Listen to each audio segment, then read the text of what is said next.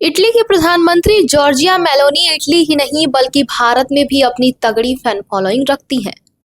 PM Modi और Giorgia Meloni के bond को देखते हुए भारत में मेलोडी ट्रेंड करता है। वहीं अब जॉर्जिया मेलोनी को लेकर अमेरिकी राष्ट्रपति डोनाल्ड ट्रंप ने कुछ ऐसा कह दिया है जिसकी चारों तरफ चर्चा हो रही है। तो चलिए आपको बताते हैं कि आखिर डोनाल्ड ट्रंप ने ऐसा क्या कह दिया है। दरअसल अमेरिका के राष्ट्रपति डोनाल्ड ट्रंप इस समय मिडिल ईस्ट के दौरे पर हैं। सोमवार को उन्होंने शर्म अल शेख में गाजा शांति शिखर सम्मेलन में हिस्सा लिया। इस दौरान उन्होंने कुछ ऐसा कह दिया जिसने सभी का ध्यान अपनी ओर आकर्षित कर लिया। इसी कार्यक्रम को संबोधित करते हुए अमेरिकी राष्ट्रपति डोनाल्ड ट्रंप ने इटली की पीएम जॉर्जिया मेलोनी की जमकर तारीफ की। उन्होंने कहा, हमारे पास एक महिला है और युवा महिला है। हालांकि मुझे ये कहने की अनुमति नहीं है। ऐसा इसलिए क्योंकि जैसे ही आप ऐसा कहते हैं तो आपकी राजनीतिक करियर समाप्ति की ओर आगे बढ़ने लगता है। अपने संबोधन के दौरान अमेरिकी राष्ट्रपति ने ये भी माना कि मंच पर खड़ी इटली की पीएम मेलोनी के बारे में की गई टिप्पणियों से उन पर लैंगिक भेदभाव का आरोप लगना तय है। अपने संबोधन के दौरान उन्होंने कहा कि मंच पर खड़ी इटली की पीएम एक खूबसूरत युवती है। हालांकि मुझे ऐसा कहने की अनुमति नहीं है क्योंकि आमतौर पर ऐसा कहने पर आपके राजनीतिक करियर का अंत हो जाता है। 48 साल की महिला को संबोधित करते हुए ट्रंप ने कहा कि आपको यानी मेलोनी खूबसूरत कहलाने में कोई आपत्ति नहीं है ना, क्योंकि आप खूबसूरत हैं।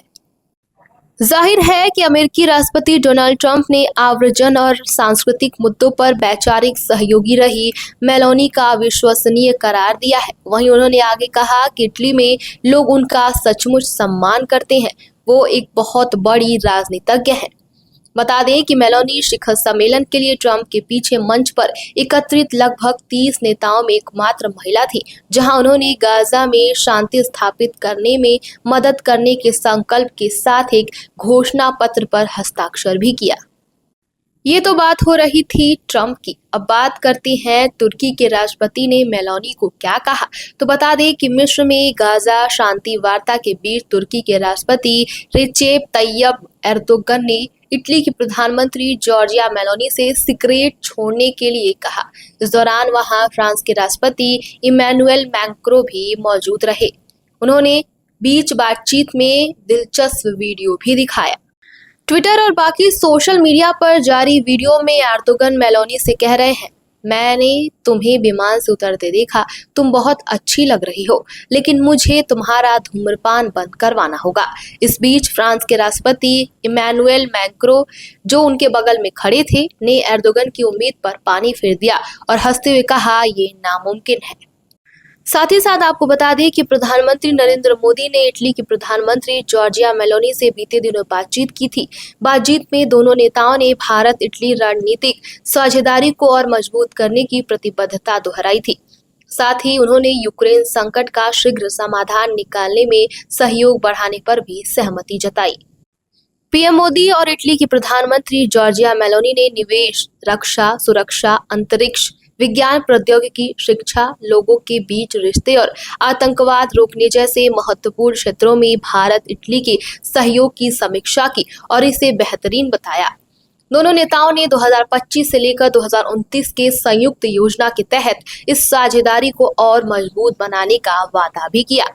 दोनों नेताओं ने आपसी हित में क्षेत्रीय और वैश्विक मुद्दों पर बातचीत की। दोनों नेता यूक्रेन में चल रहे संघर्ष का जल्द और शांतिपूर्ण समाधान निकालने पर सहमति बनाई। प्रधानमंत्री मोदी ने इस मामले में भारत का पूरा समर्थन देने की बात भी दोहराई। इस पूरे वाकया का सोशल मीडिया पर पोस्ट करते हुए पीएम मोदी ने लिखा कि प्रधानमंत्री जॉर्जिया मेलोनी के साथ बहुत अच्छी बातचीत हुई। हमने भारत इटली रणनीतिक साझेदारी को मजबूत करने की अपनी संयुक्त प्रतिबद्धता दोहराई और यूक्रेन में संघर्ष को जल्द से जल्द समाप्त करने में साझा रुचि दिखाई। प्रधानमंत्री मोदी ने इटली के उन प्रयासों की भी सराहना की जो भारत यूरोपीय संघ यानी ईयू व्यापार समझौते को जल्द से जल्द अंतिम रूप देने और भारत मध्य पूर्व यूरोप कनेक्टिविटी पहल के माध्यम से संपर्क को बढ़ावा देने के लिए किए जा रहे हैं। वहीं बात करें जॉर्जिया मेलोनी की, तो मेलोनी ने भारत यूरोपीय संघ मुक्त व्यापार समझौते को जल्द पूरा करने और 2026 में भारत में होने वाले एआई इम्पैक्ट शिखर सम्मेलन की सफलता के लिए इटली के समर्थन की बात भी कही। दोनों नेताओं ने भारत मध्य पूर्व यूरोप आर्थिक गलियारा पहल के तहत संपर्क बढ़ाने पर सहमति भी जताई। साथ ही दोनों नेताओं ने संपर्क में बने रहने पर सहमति व्यक्त की। इसी के साथ आपको बता दें कि प्रधानमंत्री नरेंद्र मोदी ने अपने समकक्ष इटली की प्रधानमंत्री जॉर्जिया मेलोनी की आत्मकथा I am Giorgia my roots my principle की प्रस्तावना लिखी। उन्होंने लिखा कि यह आत्मकथा उनके मासिक रेडियो शो मन की बात से प्रेरित है, लेकिन इसमें उनकी मन की बात है। पीएम मोदी ने यह भी लिखा कि प्रस्तावना लिखना उनके लिए बहुत बड़ा सम्मान है और वो मेलोनी के प्रति सम्मान, प्रशंसा और मित्रता के साथ ऐसा कर रहे हैं। पीएम मोदी ने इस पुस्तक की प्रस्तावना में अपने समकक्ष को एक देशभक्त और उत्कृष्ट समकालीन नेता भी बताया है। मीडिया रिपोर्ट्स की माने तो प्रस्तावना में पीएम मोदी ने लिखा है कि प्रधानमंत्री मेलोनी का जीवन और नेतृत्व हमें इन शाश्वत सत्यों की याद दिलाता है। भारत में उन्हें एक उत्कृष्ट समकालीन राजनीतिक नेता और देशभक्त की ताजा कहानी के रूप में सराहा जाएगा।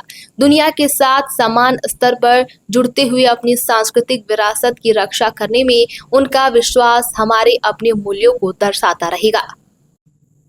बता दें, इससे पहले जून 2025 में इस पुस्तक का अमेरिकी संस्करण लॉन्च हो चुका है, जिसकी प्रस्तावना अमेरिकी राष्ट्रपति डोनाल्ड ट्रंप के सबसे बड़े बेटे डोनाल्ड ट्रंप जूनियर ने लिखी है। उन्होंने उस प्रस्तावना में जॉर्जिया मेलोनी की मजदूर वर्ग की पृष्ठभूमि का 2 बार जिक्र किया था और उनकी आत्मकथा को देशभक्ति की उस लहर में अनछुई कहानी बताई जिस पर मेलोनी सवार थीं।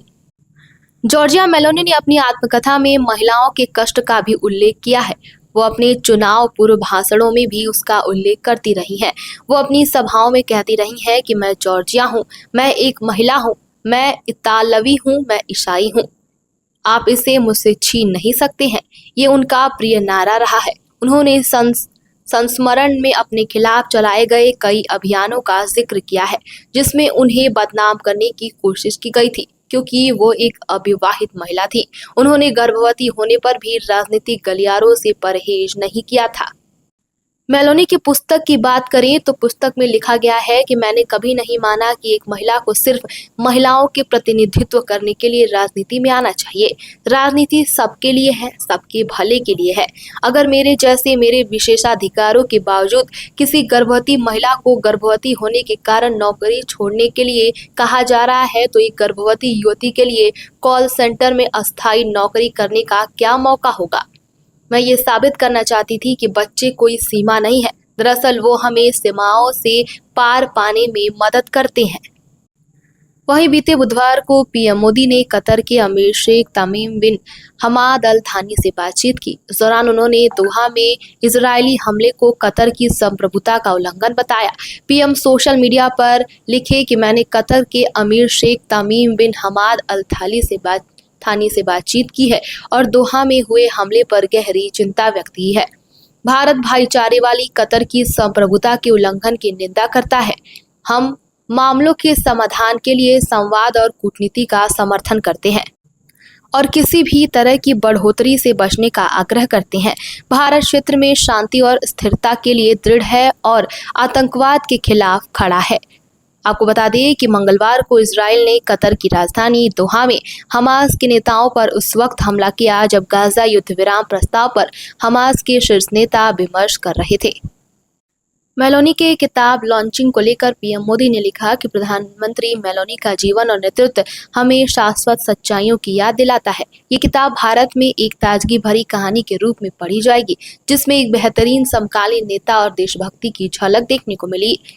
अपनी सांस्कृतिक धरोहर की रक्षा करते हुए दुनिया से बराबरी से संवाद करने का उनका विश्वास हमारे अपने मूल्यों का प्रतिबिंब बनेगा।